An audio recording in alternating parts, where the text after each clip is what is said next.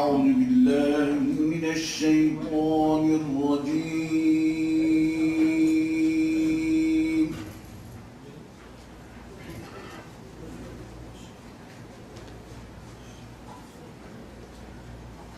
بسم الله الرحمن الرحيم.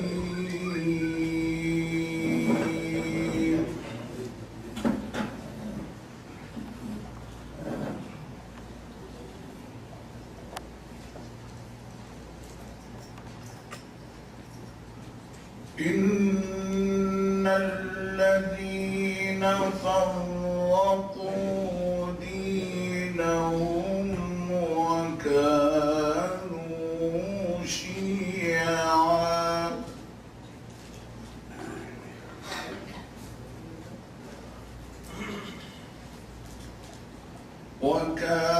وكانوا شيعا لست منهم في شيء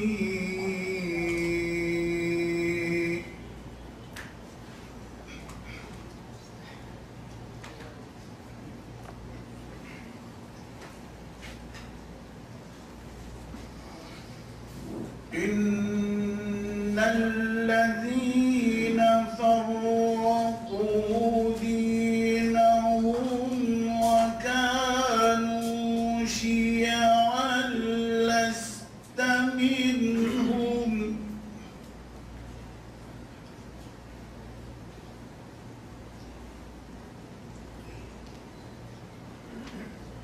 وكانوا شيعا لست منهم في شيء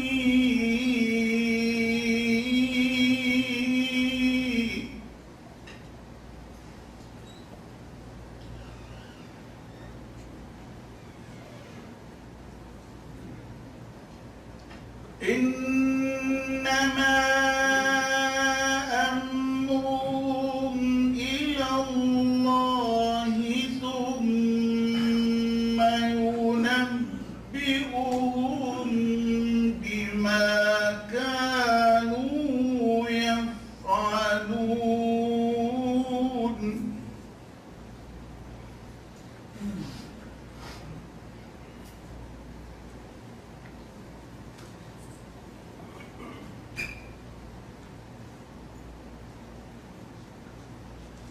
من جاء بالحسنة فله عشر أمثالها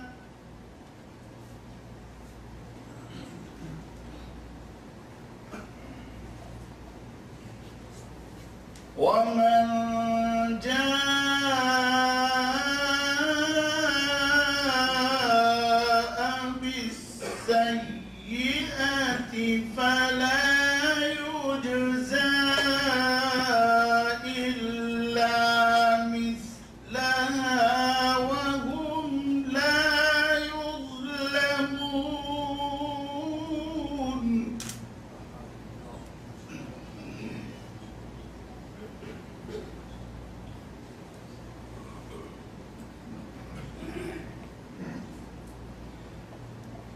قل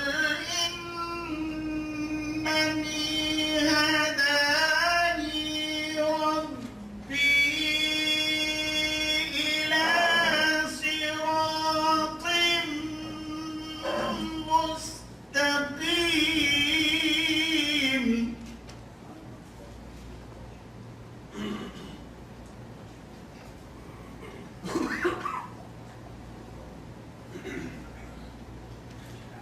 دينا قيما ملة إبراهيم حنيفا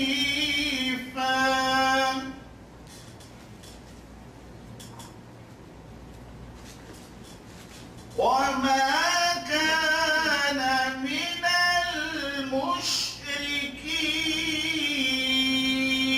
المشركين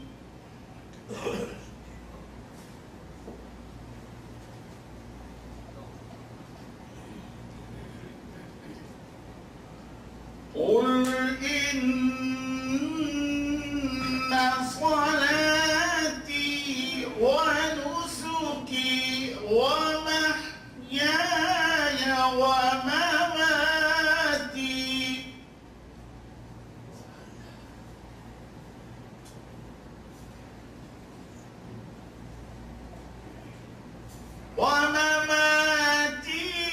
لله رب العالمين لا شريك له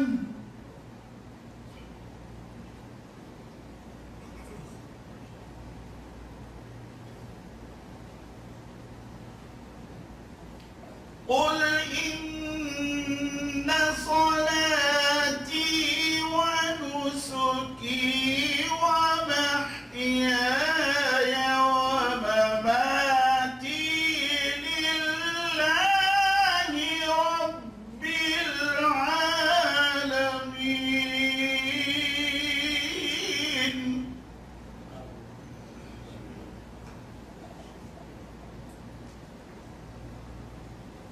لا شريك له وبذلك أمرت وأنا أول المسلمين وبذلك أمرت وأنا أول المسلمين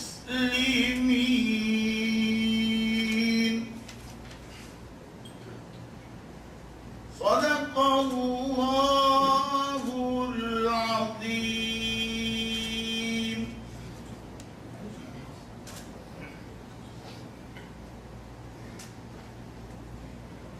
معزز حاضرین، آپ کے سامنے قرآن پاک کی جو آیات میں نے تلاوت کی ہیں، ترجمہ پیش خدمت ہے۔ شروع اللہ کے نام سے جو بڑا مہربان نہایت رحم کرنے والا ہے۔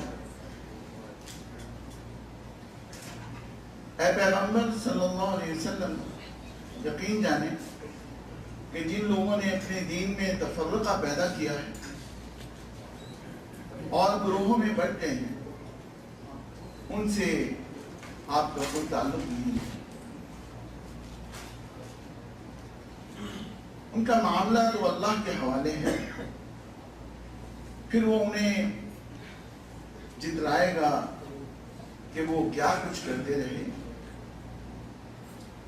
جو شخص کوئی نیکی لے کر آئے گا اس کے لیے اس جیسی 10 نیکیوں کا ثواب ہے، اور جو شخص کوئی بدی لے کر آئے گا تو اس کو صرف اسی ایک بدی کی سزا دی جائے گی، اور ان پر کوئی ظلم نہیں ہوگا۔ اے پیغمبر صلی اللہ علیہ وسلم، آپ فرما دیجئے کہ میرے پروردگار نے مجھے ایک سیدھے راستے پر لگا دیا ہے۔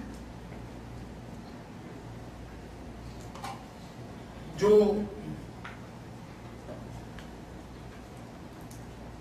کجی سے پاک دین ہے، ابراہیم علیہ السلام کا دین، جنہوں نے پوری طرح یکسو ہو کر اپنا رخ صرف اللہ کی طرف کیا ہوا تھا، اور وہ شرک کرنے والوں میں سے نہیں تھے۔ کہہ دیجئے بے شک میری نماز، میری عبادت، میرا جینا مرنا سب اللہ کے لیے ہے، جو تمام جہانوں کا پروردگار ہے، اس کا کوئی شریک نہیں ہے۔ اس بات کا مجھے حکم دیا گیا ہے اور میں اس کے آگے سب سے پہلے سر جھکانے والا ہوں۔ وآخر دعوانا ان الحمدللہ۔ نعت رسول صلی اللہ علیہ وسلم سے پہلے چیئرمین پاکستان رائٹر فورم جناب نیاز احمد صاحب سے درخواست کروں گا کہ اسٹیج پر آئیں اور مہمانوں کا استقبال کریں۔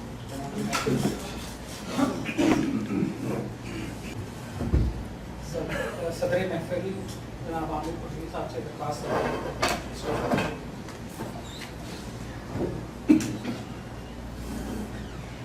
مہمان خصوصی پروفیسر اسرار سے گزارش ہے جو بھی اسٹیج پہ تشریف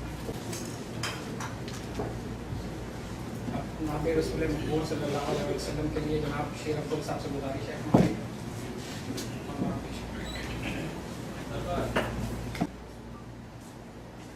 بلغ القلا بکمالہ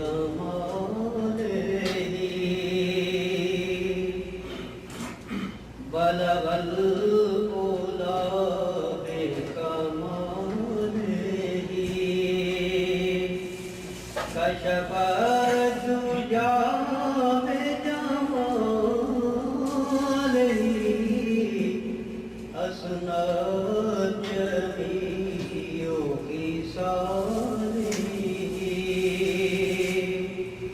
صلوا علیہ وآلہ حسن جمیع خصالہ صلوا علیہ وآلہ بلغ العلا بکمالہ.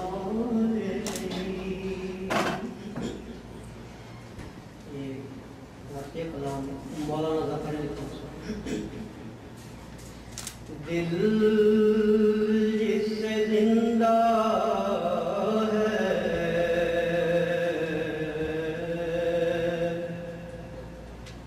دل جس سے زندہ ہے وہ تمنا تم تو ہو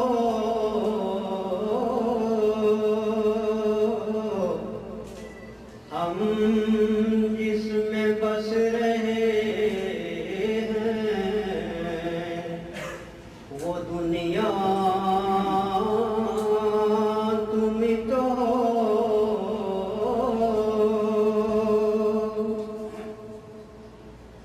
سب کچھ تمہارے واسطے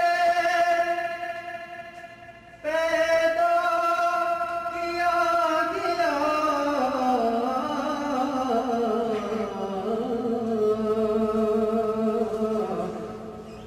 سب کچھ تمہارے واسطے پیدا کیا گیا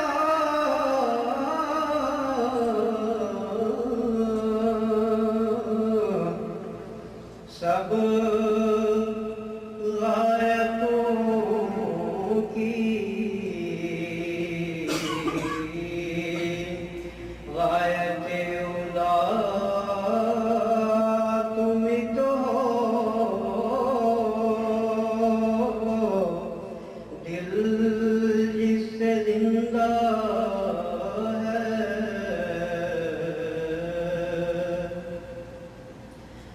جلتے ہیں پر جبرائیل کے پر جس مقام پر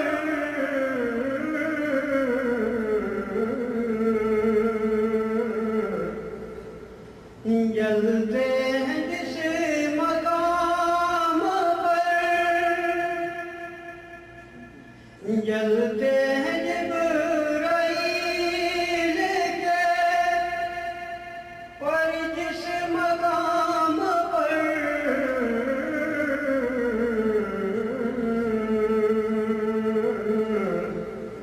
اس کی حقیقتوں کے شناسا تم تو ہو اسی کی حقیقتوں کے شناسا تم تو ہو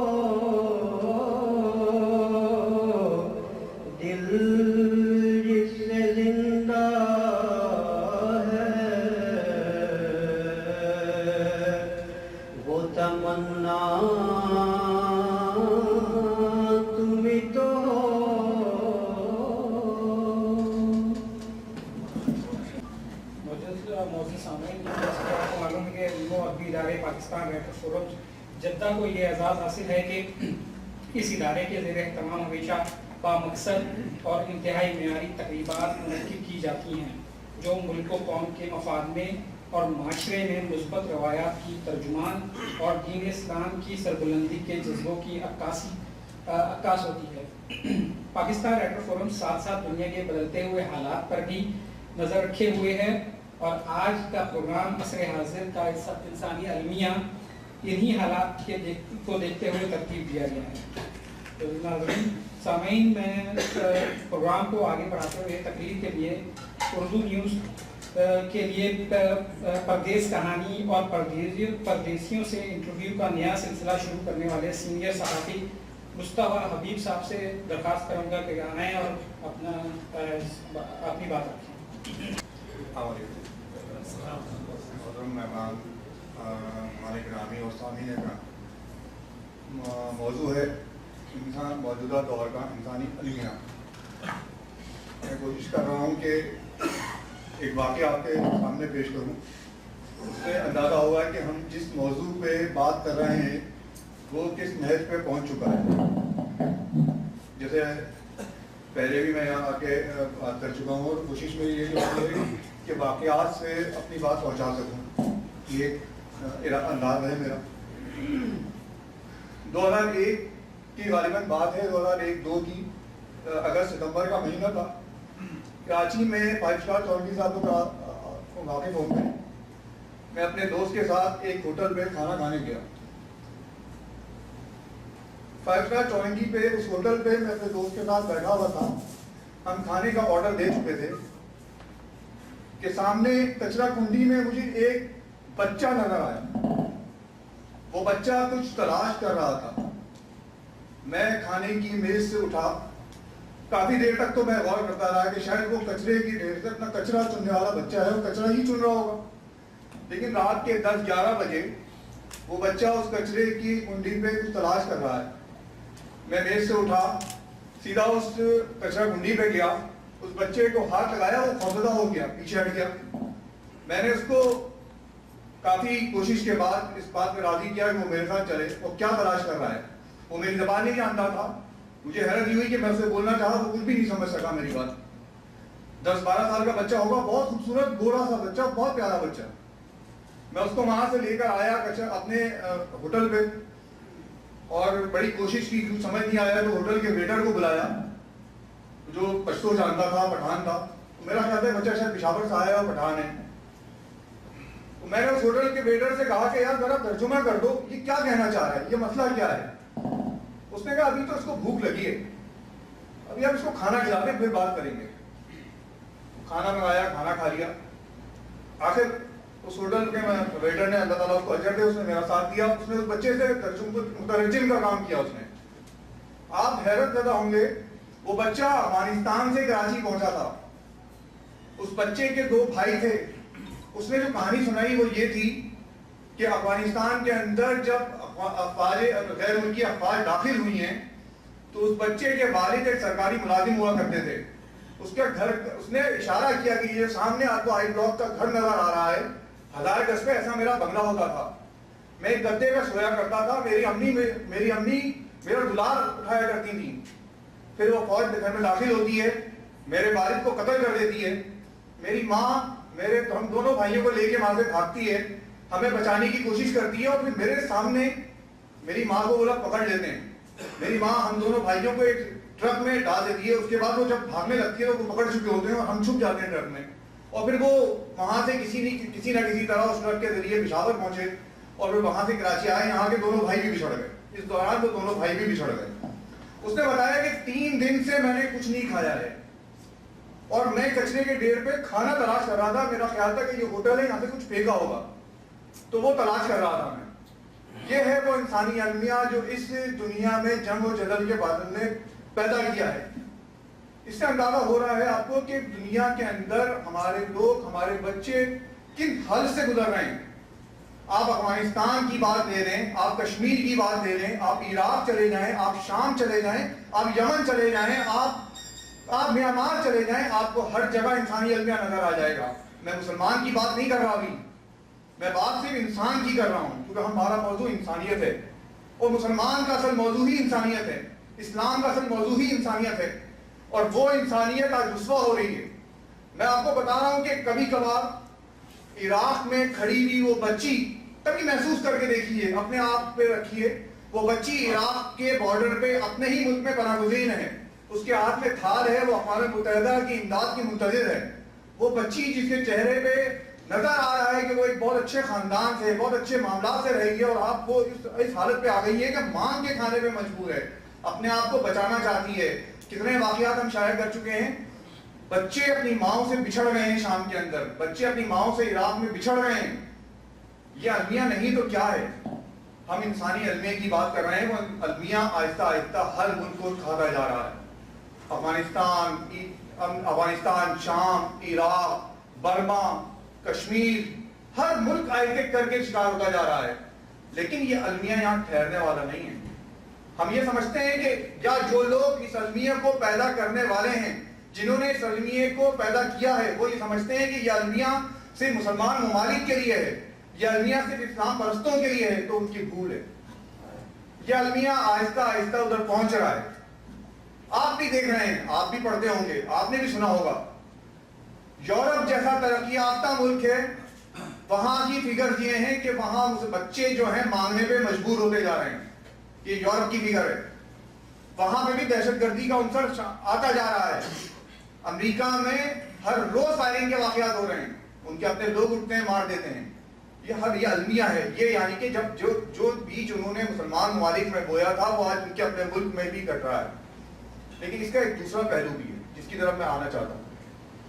یہ تو وہ کام ہے جو وہ لوگ کر رہے ہیں، یہ تو وہ معاملہ مسئلہ ہے جو انہوں نے پیدا کیا ہے، جس کی وجہ سے آج میرا بچہ کچرے کے ڈھیر سے کھانا کھانے پہ مجبور ہے، جس کی وجہ سے میری بچی عراق کے بارڈر پہ کھڑی ہوئی اقوام متحدہ کی امداد کی منتظر ہے، وہ ایک عیسائی تنظیم سے ملنے والی امداد سے اپنا گزارا کر رہی ہے۔ یہ تو ان کا پیدا کیا ہوا المیہ ہے۔ لیکن دوسرا مسئلہ کیا ہے؟ دوسرا ایک مسئلہ یہ ہے کہ میں اور آپ اس کے ذمہ دار ہیں۔ تھوڑی دیر کے لیے اس بات کو محسوس کیجئے، ابھی ہم یہاں بیٹھے ہیں، ہم نے کھانا کھایا ہے، بہترین گفتگو ہوئی ہے، یہاں مجھ سمیت بہت سارے لوگ آئیں گے، بہت زبردست تقریر کر کے چلے جائیں گے، لیکن نہایت معذرت کے ساتھ کیا ہم عملی طور پر اس معاملے کی المیہ کو ختم کرنے کے لیے کچھ کر رہے ہیں؟ کیا ہم ان بچوں کے سر پہ ہاتھ رکھنے کے لیے کچھ کر رہے ہیں؟ یہ ہمارا مسئلہ ہے۔ وہ مسلمان بچے ہمارے بچے ہیں، وہ مرنے والے لوگ ہمارے لوگ ہیں، وہ بے گھر ہونے والے لوگ ہمارے لوگ ہیں۔ عراق کے اندر ہر روز پوری بلڈنگ تباہ کر دی جاتی ہے۔ پرسوں ایک اسکول پہ ہماری کی گئی، 7 بچے دفن ہو گئے اسی کے اندر، کسی کے تو بچے تھے نا، وہ 7 بچے مر گئے اسی میں، کس کے تھے وہ؟ شام میں پوری عمارتیں ڈھہ گئی، کون ہے وہ لوگ؟ کشمیر میں روزانہ قتل ہو رہا ہے، گزشتہ 3 مہینے سے کشمیر کے اندر ہر روز قتل ہو رہا ہے، ایک دن میں 20 لوگ مار دیے جا رہے ہیں، بچے اندھے ہو گئے، بچیاں اندھی ہو گئیں۔ یہ لوگ کون ہیں؟ عزیزان گرامی، بس مقصد یہی ہے کہ میرے اور آپ کی سستی، کاہلی، ہمارے اپنے مفادات، ہمارے اپنی فرقہ پرستی، ہمارے اپنے تعصبات، ہمارے اپنے سیاسی معاملات، یہ سب وجوہات ہیں اس المیہ کی۔ ابھی جیسے قرآن کی ایک آیت پیش کی گئی، تفرقے میں نہ پڑھو، بہت زیادہ ہدایت ہے، لیکن المیہ یہ ہے کہ ہم سب مسلمان تفرقے میں پڑھ چکے ہیں۔ وہ تفرقہ صرف اسلامی مذہبی تفرقہ نہیں ہے، تعصب کی بنیاد تو دوسری بھی ہیں بہت ساری، میں ذکر نہیں کر سکتا بہت ساری چیزوں کا، لیکن تعصب کی بہت سی دیگر بنیادیں بھی ہیں۔ ہمارے اپنے ملک کے اندر تعصب کی صورتحال آپ دیکھ لیں، کیا ہے معاملات؟ یہ ہمیں سوچنا پڑے گا۔ آج اس وقت اگر ہم نے اس بات کو نہیں سوچا تو ایسے المیے اور جنم دیتے رہیں گے۔ کل کو وہ ٹارگٹ پاکستان ہوگا، کل کو وہ ٹارگٹ ترکی ہوگا، کل کو وہ ٹارگٹ مصر ہوگا۔ اگر ہم نے اس بات کا احساس نہیں کیا کہ ہماری ذمہ داری کیا ہے، اور ہماری ذمہ داری یہ ہے کہ ہم اپنے پیراہے میں جو اتنا ہمارے پاس اس وقت آ رہا ہے، دیکھیں اللہ تعالیٰ نے آپ سے سوال یہ کرنا ہے کہ تمہیں میں نے یہ طاقت دی تھی، تم نے کیا کیا؟ وہ یہ نہیں کہے گا کہ تمہارے حکمراں، ان سے پوچھ لے گا، وہ کہے گا تم نے کیا کیا؟ تمہیں طاقت دی تھی کہ جو لوگ کام کر رہے ہیں ان کا ساتھ دے دو، تم نے وہ کیا؟ تمہیں طاقت دی تھی کہ وہ جو بچہ بھوکا مر رہا ہے اس تک امداد پہنچنی چاہیے، تم پہنچا سکتے تھے کسی کے ذریعے، کیا تم نے وہ کیا؟ وہ طاقت وہ ہم سے ہماری استطاعت کے مطابق سوال کرے گا. لیکن افسوس یہ ہے کہ ہم سب اس سمیت تقریریں کر رہے ہیں، مضامین لکھ رہے ہیں، سب کچھ کر رہے ہیں، لیکن شاید احساس نہیں پیدا ہو رہا. مجھے اس بچی میں اپنی بچی نظر نہیں آ رہی، مجھے اس بچے میں اپنا بچہ نظر نہیں آ رہا. اس لیے آپ سے درخواست ہے کہ اس اہم معاملے پہ سنجیدگی کے ساتھ آپ کی جو بھی اہلیت ہے، آپ لکھ سکتے ہیں تو لکھیں، آپ بول سکتے ہیں تو بولیں، آپ مذاکرہ کر سکتے ہیں تو مذاکرہ کریں، لیکن لوگوں کو اویئرنیس دیں. بات اپنی ختم کرتا ہوں. تعارف میرا ہوا تھا اردو نیوز کے حوالے سے. اردو نیوز کے حوالے سے بھی خاص طور پہ اس موقع کا فائدہ اٹھا کے بات کرنا چاہوں گا. اردو نیوز ایک نئے انداز میں آیا ہے خبروں کا. اردو نیوز کی ویب سائٹ بھی آ گئی ہے urdunews.com. میں چاہوں گا کہ کمیونٹی کا اخبار ہے، اگر آپ لوگ اس کا ساتھ دیں گے، آپ کی تجاویز ہمیں ملتی رہیں گی تو یقیناً یہ اخبار بھی آگے جائے گا اور اس میں بہتری بھی آئے گی. بہت شکریہ. اب شاعرانہ کلام کے لیے میں جدہ کے جانے والے شاعر اور صحافی اور پاکستان رائٹر فورم سے متحرک کارکن جناب زمرد سیٹ صاحب سے کہوں کہ آئے اور اپنا کلام پیش کریں. السلام علیکم. میں آج کے موضوع کی مناسبت سے اپنے چند تازہ ترین اشعار پیش کرتا ہوں، آپ کی توجہ چاہوں گا. راوی تو لکھ رہا ہے یوں گلستاں کی باتیں، راوی تو لکھ رہا ہے یوں گلستاں کی باتیں، ہر پھول ہر کلی پر برکے تپاں کی باتیں. راوی تو لکھ رہا ہے یوں گلستاں کی باتیں، ہر پھول ہر کلی پر برکے تپاں کی باتیں. اس کی ہے کہ کونوں مکان کی باتیں، دونوں جہاں کی باتیں، ہیں پردہ مقام سب لا مکان کی باتیں. روشن ضمیر جو ہیں کرتے ہیں آج بھی وہ، روشن ضمیر جو ہیں کرتے ہیں آج بھی وہ، صحرا کی تشنگی میں آب رواں کی باتیں. اور فصل بہار سے ہی یہ زندگی جڑی ہے، فصل بہار سے ہی یہ زندگی جڑی ہے، آتی نہیں ہے ہم کو دورے خدا کی باتیں. میرا چمن ہی میری پہچان کا نشان ہے، میرا چمن ہی میری پہچان کا نشان ہے، ممکن نہیں کہ بھولوں میں آشیاں کی باتیں. اور اس کیا ہے کہ اقبال سا مفکر کا ایک رہنما بھی، اقبال سا مفکر کا ایک رہنما بھی کرتا رہا ہمارے سود و زیاں کی باتیں، اور دشمن کی سازشوں کا کردار بن رہے ہیں، دشمن کی سازشوں کا کردار بن رہے ہیں، بارود کے دھوئیں میں امن و امان کی باتیں.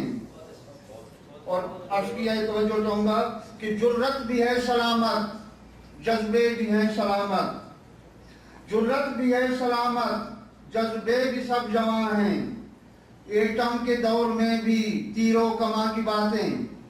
اور آباد بستیوں کو ویران کرنے والے، آباد بستیوں کو ویران کرنے والے کرنے لگے ہیں کیسے حفظ و امان کی باتیں.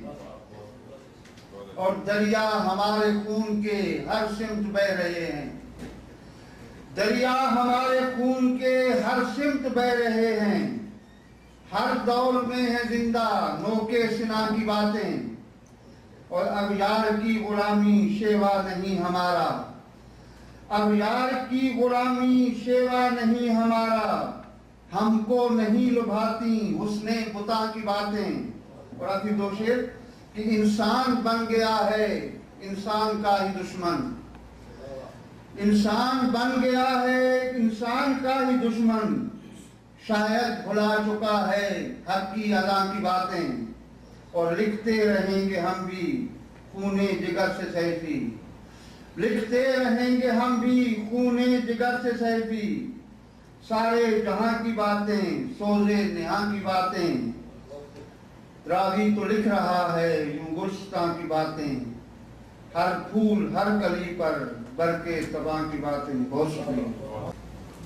جزاک اللہ خیر. اب ایک نظم اور اس کے لیے میں دعوت دوں گا پاکستان انٹرنیشنل اسکول کے طالب علم احمد بن زبیر سے کہ میں اور تاریخ نے پوچھا اے لوگوں یہ دنیا کس کی دنیا ہے. تاریخ نے پوچھا اے لوگوں یہ دنیا کس کی دنیا ہے. شاہی نے کہا یہ میری ہے اور دنیا نے یہ مان لیا. پھر تخت بچھے ایوان سجے گھڑیال بجے دربار لگے تلوار چلی اور خون بہے انسان لڑے انسان مرے. دنیا نے آخر شاہی کو پہچان لیا پہچان لیا. دنیا نے آخر شاہی کو پہچان لیا پہچان لیا. تاریخ نے پوچھا پھر لوگوں یہ دنیا کس کی دنیا ہے. دولت نے کہا یہ میری ہے اور دنیا نے یہ مان لیا. پھر بینک کھلے بازار جمے بیوپار بڑھے انسان لٹے انسان بکے آرام اڑے سب چیخ اٹھے. دنیا نے آخر دولت کو پہچان لیا پہچان لیا. دنیا نے آخر دولت کو پہچان لیا پہچان لیا. تاریخ نے پوچھا پھر لوگوں یہ دنیا کس کی دنیا ہے. محنت نے کہا یہ میری ہے اور دنیا نے یہ مان لیا. پھر روح دبی پھر پیٹ بڑھے افکار سڑے کردار گرے ایمان لٹے اخلاق جلے انسان نرے حیوان بنے. دنیا نے آخر محنت کو پہچان لیا پہچان لیا. دنیا نے آخر محنت کو پہچان لیا پہچان لیا. تاریخ نے پوچھا پھر لوگوں یہ دنیا کس کی دنیا ہے. مومن نے کہا اللہ کی ہے اور دنیا نے یہ مان لیا. پھر قلب و نظر کی صبح ہوئی ایک نور کی لیسی پھوٹ بہی ایک ایک خودی کی آنکھ کھلی.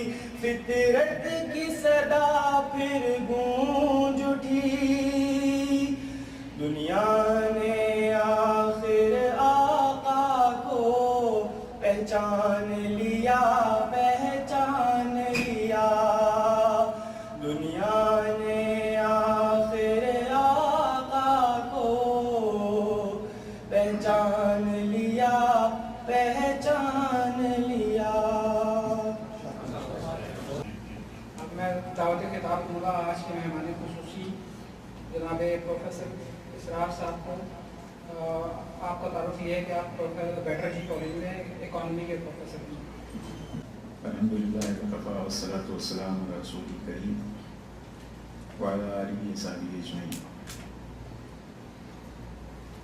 فقال اللہ تبارک و تعالی کما ورد فی سورۃ البقرہ اعوذ باللہ من الشیطان الرجیم بسم اللہ الرحمن الرحیم افتؤمنون ببعض الکتاب وتکفرون ببعض فما جزاء من يفعل ذلك منكم الا خزي في الحیاة الدنیا ویوم القیامہ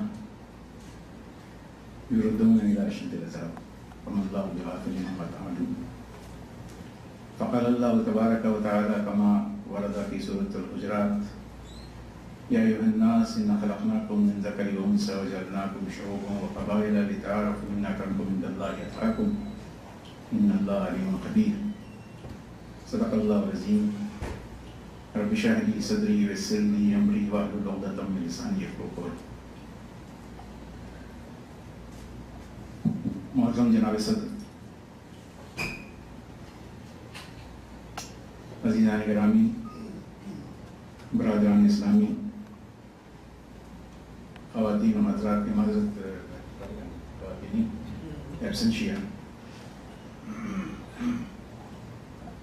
سب سے پہلے تو میں پاکستان رائٹرز فورم کی تنظیم اور کے اراکین کا تہہ دل سے شکریہ ادا کرنا چاہتا ہوں، خصوصاً جناب بہزت ندوی صاحب کا، کہ ان کی نگاہ انتخاب نے مجھے اس باوقار علمی مجلس میں آپ حضرات سے گفتگو کرنے کا موقع فراہم کیا. لیکن حضرات اس مجلس سے خطاب کرتے ہوئے مجھے کچھ دلچسپی بھی محسوس ہو رہی ہے، اور اسی لیے میں چاہتا ہوں کہ اپنی گفتگو کا آغاز کرنے سے پہلے آپ حضرات کے سامنے اپنی دو معذرتیں پیش کر دوں.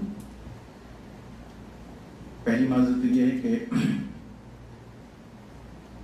اس قسم کے عنوانات کے لیے میں یہ ضروری سمجھتا ہوں کہ اس پہ گفتگو کرنے کے لیے کم از کم انٹرنیشنل ریلیشنز یا جدید سیاسی نظریات کا علم براہ راست اس شخص کو ضرور ہونا چاہیے جو اس پہ گفتگو کر رہا ہے، اور ساتھ ہی ساتھ قرآن اور حدیث پر بھی اس کی نگاہ گہری ہونی چاہیے. جبکہ میں ان دونوں ایریا سے میں سمجھتا ہوں کہ میں اس کا مستحق نہیں ہوں. میں اپنا تعارف بھی کراتا چلوں، میں اقتصادیات کا ایک ادنا طالب علم ہوں اور دین اسلام کا ایک ادنا خادم. میرا علم کم اور عمل کمتر ہے. دوسری معذرت بھی کچھ اسی نوعیت کی ہے کہ اس قسم کے عنوانات اور موضوعات پر گفتگو کرنے والے کو چاہیے کہ وہ ایک پختہ پروفیشنل سیزنڈ پولیٹیکل انالسٹ ہو، کیونکہ اس قسم کے موضوعات عموماً خاص قسم کے تجزیہ سازی چاہتے ہیں، اور میں نہ اس کا اہل ہوں اور نہ میں اس کی صلاحیت رکھتا ہوں، نہ اس کی قابلیت، لہذا میں اس کی کوشش بھی نہیں کروں گا. اسی لیے میں چاہوں گا کہ میں انہی اصطلاحات میں گفتگو کروں جس کے کہ ہم لوگ سوادی ہیں، اور بات آسانی سے سمجھ بھی آ جائے اور آپ لوگوں کے ذہنوں میں کوئی اشکال بھی نہ رہ جائے اور کسی قسم کی کوئی بوجھ لے کر آپ اس مجلس سے تشریف نہ لے جائیں. حضرت آج کا جو عنوان ہے وہ عصر حاضر کا انسانی المیہ، تو میں سمجھتا ہوں کہ بڑا ہی حقیقت پسندانہ تجزیہ اس وقت کیا جائے تو ڈونلڈ ٹرمپ صاحب کا امریکہ کا صدر منتخب ہونا اور ہندوستان میں جناب نریندر مودی صاحب کا وزیر اعظم منتخب ہونا، یہ اس وقت کا سب سے بڑا المیہ ہے انسانی. خیر یہ بات تو غالباً تھوڑی سی میں سمجھتا ہوں کہ مذاق خیز بھی ہو جائے گی سننے والوں کے لیے، لہذا میں چاہتا ہوں کہ کچھ سنجیدہ روشنی بھی اس پر ڈال دی جائے. اور اس کے لیے میں سمجھتا ہوں کہ جیسا کہ ہمارے ابھی پہلے مقرر میں نام ذہن سے نکل رہا ہے، انہوں نے فرمایا تھا کہ ہمیں اس کا عملی طور پر بھی کچھ بندوبست کرنا چاہیے، نہ کہ صرف علمی اور تقریری انداز میں ہم یہاں گفتگو کر کے چلے جائیں۔ اس حوالے سے میں آپ حضرات سے کچھ اپنی چھوٹی موٹی جو ہماری گزارشات ہیں اور ہمارا جو مشاہدہ ہے وہ میں آپ کے سامنے رکھنا چاہتا ہوں، تاکہ بات آسانی سے سمجھ میں بھی آ جائے، اور نہ صرف یہ کہ علمی حد تک یہ بات رہے بلکہ عملی حد کو بھی ہم قبول کر سکیں۔ حضرات، اسلام کی تاریخ میں سب سے زیادہ خوفناک واقعہ وہ ہے جس کو تاتاری حملہ کہا جاتا ہے۔ منگول قبائل 13ویں صدی عیسوی میں مسلم دنیا پر ٹوٹ پڑے اور سمرقند سے لے کر عراق تک ہر چیز کو تباہ کر ڈالا۔ 1258 میں ہلاکوں کی سرداری میں بغداد میں داخل ہوئے، انہوں نے شہر کو ڈھا دیا اور تقریباً 8 لاکھ آدمیوں کو ہلاک کر ڈالا۔ آخری عباسی خلیفہ المعتصم کو ذلت کے ساتھ قتل کر دیا گیا۔ اس وقت ایک مسلمان عالم الحافظ بن سید الناس زندہ تھے۔ کچھ لوگ ان کے پاس گئے اور کہا کہ مسلمانوں کی بربادی اپنی انتہا کو پہنچ گئی ہے، اس کے باوجود اللہ کی رحمت و نصرت نازل نہیں ہو رہی، آخر اس کا سبب کیا ہے؟ بزرگ کا جواب ملاحظہ فرمائیے۔ انہوں نے فرمایا، تم سمجھتے ہو کہ رحمت اترنے میں دیر ہو رہی، اور میں سمجھتا ہوں کہ آسمان سے پتھر برسنے میں دیر ہو رہی۔ صحیح بخاری میں زبیر بن عدی سے روایت آئی ہے، اور وہ کہتے ہیں کہ ہم حضرت انس بن مالک کے پاس گئے اور حجاج کے ظلم کی شکایت کی۔ انہوں نے کہا کہ صبر کرو، کیونکہ اب تمہارے اوپر جو بھی زمانہ آئے گا وہ پہلے سے زیادہ برا ہو، یہاں تک کہ تم اپنے رب سے جا ملو۔ ایسا ہی میں نے تمہارے نبی سے سنا ہے۔ حضرات، ان دونوں باتوں کو ملا کر دیکھیے تو آج کا زمانہ مسلمانوں کے زوال کے اعتبار سے پہلے تمام زمانوں سے زیادہ برا اور سنگین ہے۔ آج مسلمانوں کا لیکن سب سے بڑا مسئلہ ان کا داخلی وواہ ہے۔ عموماً ہم یہ سمجھتے ہیں کہ دوسری قوموں کا ظلم ہے، لیکن میں یہ سمجھتا ہوں کہ بنیادی طور پہ یہ ہمارا داخلی بگاڑ ہے جس نے آج ہمیں اس المیہ کو دیکھنے کو مجبور کیا۔ یہ حقیقت آج ہر مسلمان کے علم میں ہے، اس کو معلوم ہے۔ آپ مسلمان سے بات کیجیے، وہ مسلمانوں کی برائی کرتا ہوا دکھائی دے گا، اور وہ کہے گا کہ مسلمان اپنے دینی اور اخلاقی زوال کی انتہا پر پہنچ چکے ہیں۔ مگر جب ہندو اور مسلمان کی بات کی جائے، میرا تعلق ہندوستان سے، اس لیے میں اس مشاہدے کو آپ تک پہنچانا چاہتا ہوں، جب ہندو اور مسلمان کی بات کی جائے تو وہی مسلمان فوراً ایک طرف ہندو کی برائی کرنے لگے گا، اب اچانک مسلمان خیر الامت بن جائیں اور وہ ہندو کفار اللہ اکبار کا درجہ اختیار کر لے۔ حضرات، یہ عصبیت جاہلیہ نہیں تو اور کیا ہے؟ یہ قوم پرستی نہیں تو کیا اس کو آپ خدا پرستی کا نام دے سکتے ہیں؟ میں جو کہ ہندوستان کا شہری ہوں، ہندوستان میرا ہوم لینڈ ہے، سعودی عرب میرا ہارٹ لینڈ ہے۔ ابھی اتفاق میں حال ہی میں مجھے ہندوستان کا سفر کرنا ہوا اپنی ہینڈل لوکیشن پہ۔ یہ صورتحال میں نے پہلے ہی وہاں ہندوستان میں دیکھی، محسوس کی، اور اسی مشاہدے کو میں آپ تک پہنچانا چاہتا تھا۔ لیکن حضرات، چونکہ ہم تمام لوگ نہ صرف یہ کہ اپنے ملک کے شہری ہیں بلکہ اس عالم کے بھی شہری ہیں،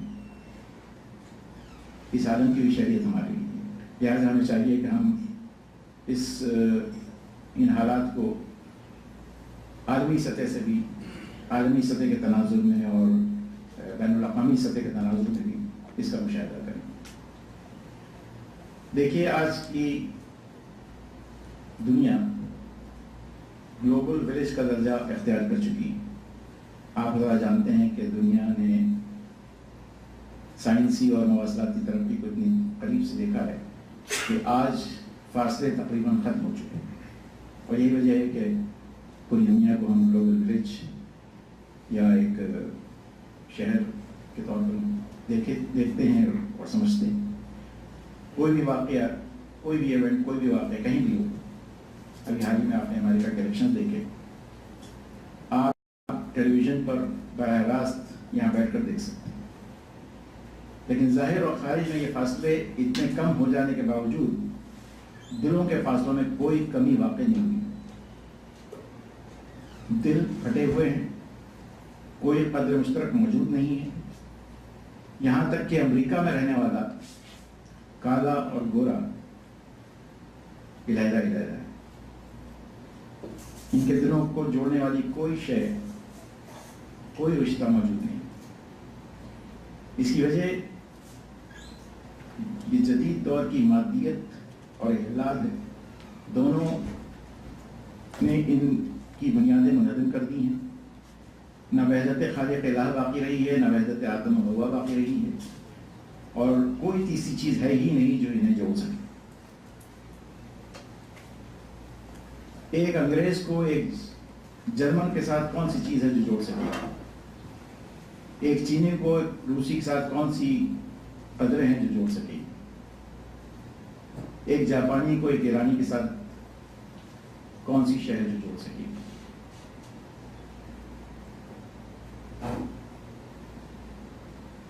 کوئی رشتہ ایسا نہیں ہے جس سے کہ وہ آپس میں منسلک ہو سکے۔ اور حضرات، یہی ہے وہ ڈائلما، یہی وہ ہے الجھن جو آج کی دنیا کو اس نہج پہ لے آئی ہے کہ ہمارے لیے اب یہ کہنا تقریباً ناممکن سا ہو گیا ہے کہ کل کا فیوچر ہمارا کس قدر تاریک ہو سکتا ہے۔ حالات کا تقاضا یہ ہے حضرات کہ نو انسانی ایک وحدت بنے، اور واقعہ یہ ہے کہ اس وقت کی شدید ضرورت ہے کہ نیشنل اسٹیٹس ختم کی جائیں۔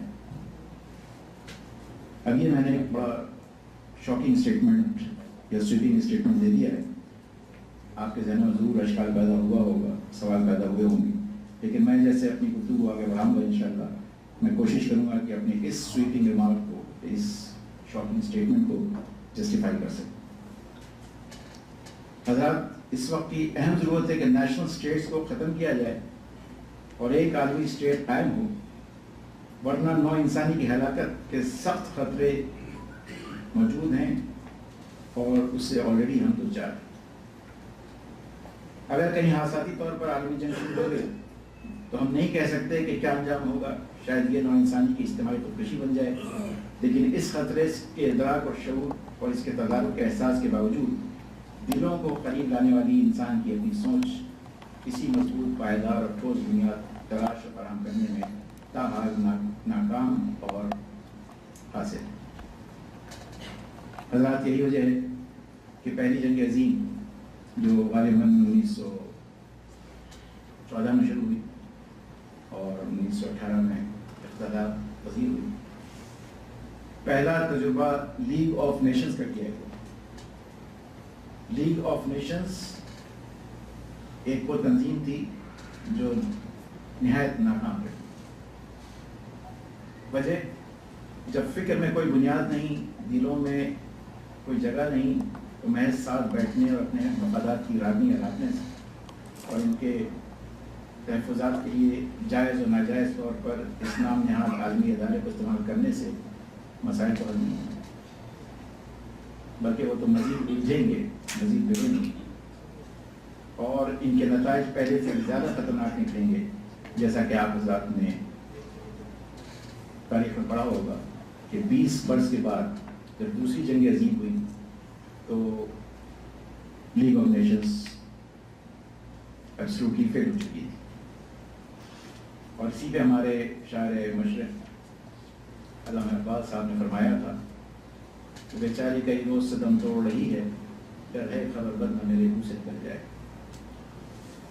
حضرات، لیگ آف نیشنز کی ناکامی اور دوسری جنگ عظیم کے بعد آپ کی دوسری تنظیم یونائٹڈ نیشن آف آرگنائزیشن کا قیام ہوا اور وہ سلامتی کونسل کے ساتھ وجود میں آئی. وہ بھی لیگ آف نیشن سے بہتر ہونے کے بجائے اس سے بھی کہیں زیادہ ناکام ثابت ہوئی. آپ حضرات کے علم ہوگا کہ اسرائیل اور چند دوسرے ممالک جس طریقے سے ان اداروں کے متفقہ فیصلوں کی دھجیاں بکھیرتے ہیں، اسے ڈیفائی کرتے ہیں اور اسے ٹھوکر مارتے ہیں، اور کوئی بھی مؤثر قدم آج تک اس نے ابھی تک نہیں اٹھایا ہے. یہ عالمی سطح پر جو ناکامیاں اور فیلئرز اور جو یہ پیچیدگیاں ہیں، ان کا سبب یہی ہے کہ وہ فکر موجود نہیں ہے جو انسان کو انسان کے قریب لا سکے. اور جیسا کہ میں نے اپنی گفتگو کے آغاز میں آپ کے سامنے قرآن کریم کی وہ آیت پڑھی تھی، یا الناس انا خلقناکم، یہ وہی وجہ ہے کہ چونکہ یہ فکر موجود نہیں ہے جوڑنے والی، لہٰذا آج ہم اس نتیجے کو پہنچ چکے ہیں. لیکن حضرات، اب میں کیا مرثیہ کہوں اور کیا ماتم کروں کہ جن کے پاس یہ دولت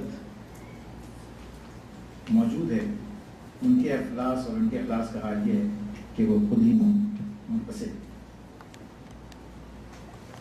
ہم پر ویسٹرن امپیریلزم کا جو کاروبار ہوا تھا، اسی نے ہم کو علاقائی نیشنل ٹیریٹوریل تقسیم میں بانٹ دیا، اور وہی ہمارے جراثیم ہیں جو آج ہمیں اس نہج پر لے آئے ہیں. مثال کے طور پر عربوں کے ہر ہزار پر ایک نگاہ ڈال دیجیے. ویسٹرن امپیریلزم نے عربوں کے علاقائی اور اپنی ڈی این اے کو جس طرح سے انجیکٹ کیا ہے کہ مصریوں کے لیے اب یہ بات بنائے فخر ہے کہ وہ مصری ہیں، شامیوں کے لیے بات بنائے فخر ہے کہ وہ شامی ہیں، عراقیوں کے لیے بات بنائے فخر ہے کہ وہ عراقی ہیں. اور یہی حال سعودی عرب کا بھی ہے، اور یہی حال یمن کا بھی. حضرات، اس ٹیریٹوریل نیشنلزم کی یورپی استعمار نے داخل کی تھی، اس سے ہم آج بھی نکل نہیں پا رہے ہیں، اور ذلت اور رسوائی اور مسکنت یہی اس کا اصل سبب ہے. کاش ہم مسلمان خود اپنے معالجے کی طرف متوجہ ہوں اور اپنے اس آیت مبارکہ کو جو میں نے بھی آپ کے سامنے تلاوت کی تھی، روشنی کا ایک مینار بنائیں. ہم پہلے خود وحدت الہ و وحدت عالم یعنی وحدت انسانی کی بنیاد پر ایک ملت بنے، تاکہ اس قسم کے جو علمی کا خوف ہے وہ کسی درجے میں دور ہو سکے. حضرات، اب میں صرف اپنی اس جسٹیفیکیشن کو جو میں نے بات کہی تھی، اس کو میں کسی درجے میں جسٹیفائی کرتے ہوئے آپ حضرات سے اجازت چاہوں گا. آپ حضرات کے علم میں ہوگا کہ مسلمانوں میں وہ وحدت ملی اتنی مضبوط رہی ہے کہ تاریخ انسانی میں کسی اور قوم اور کسی ملت کے اندر ایسی نہیں ملتی. آپ کے علم میں ہوگا کہ ماضی قریب میں ایک صورتحال یہ تھی کہ اگرچہ ممالک جدا جدا تھے، یعنی یہ صفوی حکومت ہے، یہ افغانستان کی حکومت ہے، یہ مغلیہ حکومت ہے، اور یہ سلطنت عثمانیہ کی سرحدیں شروع ہوتی ہیں، لیکن ان سب کی حیثیت ایک ایڈمنسٹریٹو یونین کی تھی. ایک مسلمان ہر ملک کا شہری ہوتا تھا، کسی سے پوچھا نہیں جاتا تھا کہ تمہارا پاسپورٹ کہاں کا ہے، تمہاری نیشنلٹی کیا ہے، تمہارا ویزا کب تک لگا ہے، ایگزٹرٹی کی کیا تاریخ ہے. اور یہی وجہ تھی کہ جیسا میں نے اپنی گفتگو کے دوران عرض کیا تھا کہ ویسٹرن امپیریلزم نے ہم پر جو کاروبار لگائے ہیں، اور اس کا شاخسانہ، اس کا سلسلہ 19ویں صدی کے نصف سے شروع ہو کر آج 20ویں صدی کے پہلی چوتھائی میں بھی انتہا کو پہنچا ہوا ہے. پہلے جنگ عظیم میں عربوں کی عربیت کو بھڑکا کر ترکوں کے خلاف بغاوت کروائی گئی. اس کے بعد عربوں سے جو وعدے کیے گئے تھے ان کو پس پش ڈال دیا گیا، تمام معاہدے ریت کے گھندوں کی طرح بکھیر دیے گئے، عربوں کو تقسیم کر دیا گیا. ویسٹرن استعمار کے ہتھ کنڈے اور یہ سازشیں تاحال جاری ہیں. عرب متحد نہ ہونے پائیں، یہ اسی کے زخم ہیں جو تاحال ہمارے جذب ملنی میں رس رہے ہیں. ہمیں اسے پر کرنا ہوگا, اسے بھرنا ہوگا. اور حضرات آخر میں یہ میں بتاتا چلوں کہ اس کا اصل سبب اپنے دین سے دوری, قرآن مجید سے بود, تعلق میں اللہ میں ذوق, ایمان بالآخرت میں اضمحلال. میں نے جو ابھی آیت کریمہ آپ کے سامنے پڑھی تھی سورہ بقرہ کی, وہ ہم سے پکار کے یہ کہہ رہی ہے کہ کیا تم قرآن کے ایک حصے کو مانتے ہو اور ایک کا انکار کرتے ہو؟ تم میں سے جو شخص بھی یہ روش اختیار کرے گا اسے دنیا میں بھی ذلیل کر دیا جائے گا اور آخرت میں بھی اسے شدید عذاب میں جھونک دیا جائے گا. حضرات ہمارے لیے اب ایک اہم پیغام یہی ہے کہ ہم اللہ کی رسی کو مضبوطی سے تھامیں, وَتَعْتَصِمُوا بِحَبْلِ اللَّهِ جَمِيعًا وَلَا تَفَرَّقُوا. اسی رسی اسی روپ میں ہمارے لیے روپ ہے, ورنہ اور بظاہر کوئی روپ کے سامان نظر نہیں آ رہے ہیں. یہ عنوان آپ کا باقی رہے گا, تقریریں جاری رہیں گی, لوگ لکھتے رہیں گے, اخبار پڑھے جاتے رہیں گے, ٹیلی ویژن پر یہ حالات دیکھے جاتے رہیں گے, لیکن حالات بدستور اسی طرح جاری اور ساری رہیں گے. حضرات اسی چند کلمات کے ساتھ اور اپنی بات میں ختم کرنا چاہتا ہوں, اور میں چاہتا ہوں کہ اللہ تعالیٰ جو کچھ بھی میں نے عرض کیا ہے ان باتوں کو اللہ تعالیٰ قبول کرے اور ان پر عمل کرنے کے لیے ہمارے ذہنوں اور ہمارے دلوں کو کھول دے, اور ہمیں اس بات کی توفیق دے کہ ہم پہلے مسلمانوں کے اندر اس تعلیم پہ نمونہ عملاً پیش کر دیں اور پھر پوری انسانی کے لیے رہنمائی و ہدایت کا چراغ روشن کر سکیں. حضرات مجھے آپ سے یہ گزارش ہے کہ آپ حضرات مجھے اپنی خصوصی دعا میں بھی یاد رکھیں گے, اور آپ سے اس بات کی بھی گزارش ہے کہ آپ مزید تدبر اور غور و فکر کے ساتھ اس کا کوئی اور بھی حل اگر ہو سکتا تو پیش کریں, تاکہ اسی پلیٹ فارم پہ یا اور کسی اور پلیٹ فارم پہ اس کو مزید شیئر کیا جا سکے اور اس کا کوئی عملی حل تلاش کیا جا سکے. وآخر دعوانا الحمدللہ رب العالمین.